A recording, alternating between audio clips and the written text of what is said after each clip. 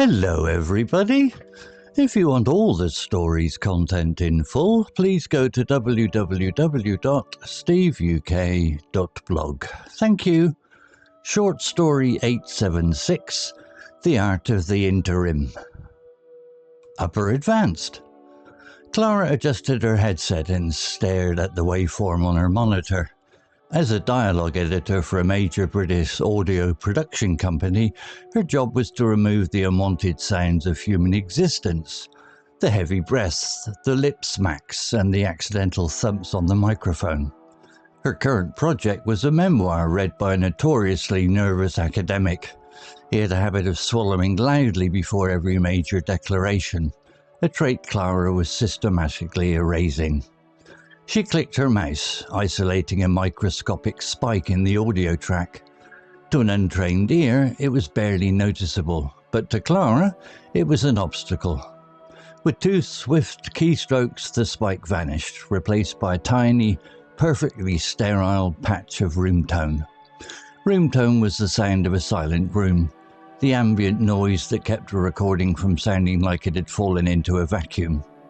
It was the art of the interim, keeping the space between words alive without letting it become distracting. Her colleague, David, leaned over the partition separating their desks, holding 2 mugs of tea. He handed one to Clara, glancing at her screen. "Still clearing out the academic sighs, then?" he asked, his voice carrying the dry, rhythmic cadence of someone who spent too much time analysing syntax. Clara smiled, taking the mug. "It is like weeding a garden, David. If you leave the sighs in, the listeners will focus on his anxiety rather than his theory on medieval trade routes. But if I take too much out, he sounds like a robot. It is a delicate balance." David nodded, taking a sip. "We're in the business of manufacturing seamless reality. It is a strange way to make a living, isn't it? We spend 40 hours a week ensuring that other people sound exactly as they wish they did in real life. Elegant, pause-free, and perfectly composed." He wandered back to his desk, leaving Clara with her thoughts and her tea. She put her headset back on and pressed play. The academic's voice filled her ears, discussing the economic impact of the wool trade. Clara's fingers danced across the keyboard, cutting a sharp inhalation here, smoothing out a harsh consonant there. As the afternoon light began to fade through the office windows, Clara reached the final chapter. The academic was concluding his work with a surprisingly emotional tribute to his late mentor. Clara listened closely. The text was moving, but the audio was a mess. The academic's throat was tight, his breaths were jagged, and there was a long, heavy pause right before the final sentence. Clara paused the playback.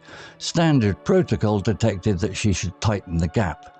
A 5-second silence in an audiobook was an eternity.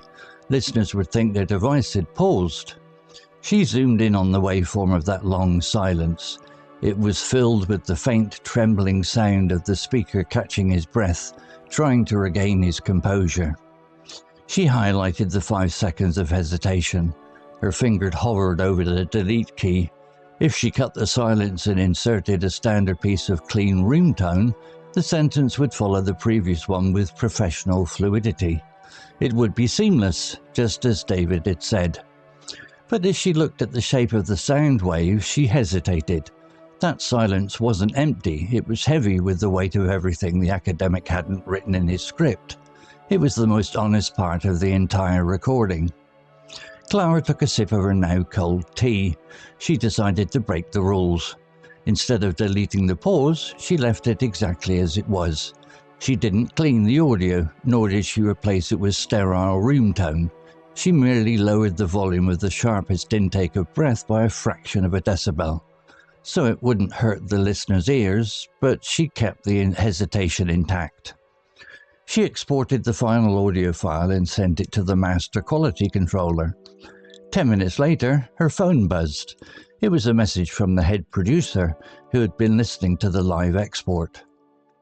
Clara, the producer, had written, "That final pause in Chapter 10 is magnificent. It gives the whole conclusion room to breathe. Brilliant editorial judgment. Clara closed her editing software and turned off her monitor. She realized that sometimes the most important part of a story isn't the words that are spoken, but the deliberate space we leave between them. If you learned a new word today, please make sure to subscribe so you can practice again next time. Vocabulary notes. Interim. Noun, adjective. Definition. A temporary period of time between two events, or relating to a period of time between one event and another. In the story, it is used metaphorically as the art of the interim to describe the spaces between spoken words. Context from the story. It was the art of the interim keeping the space between words alive without letting it become distracting. Example sentence. The Vice President took over the leadership duties in the interim while the board searched for a permanent chief executive.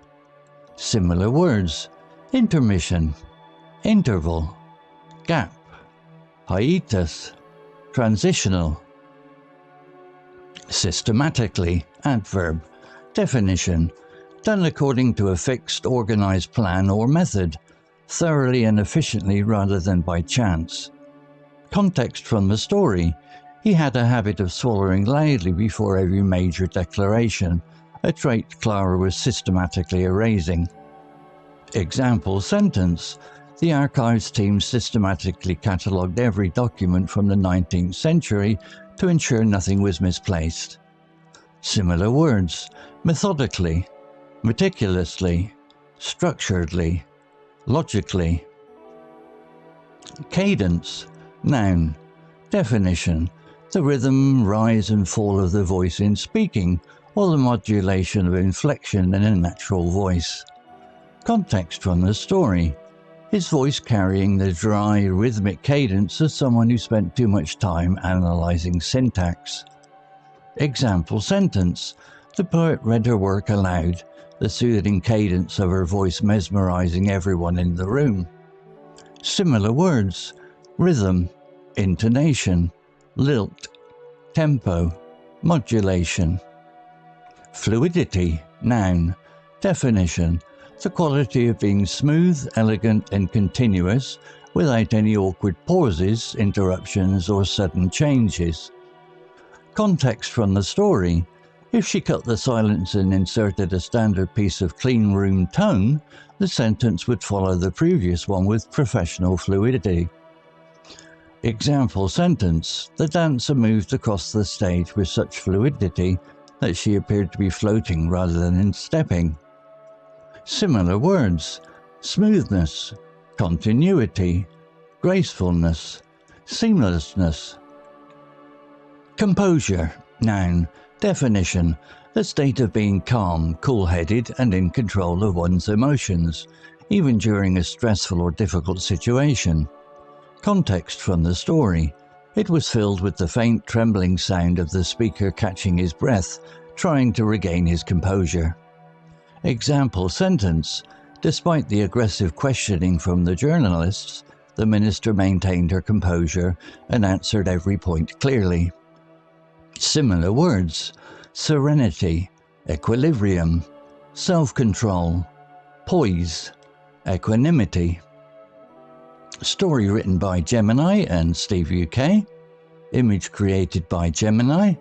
To read, see all the story's content in full, please go to www.steveuk.blog. Thank you. CC Music, drifting at 432 Hz, Unicorn Heads.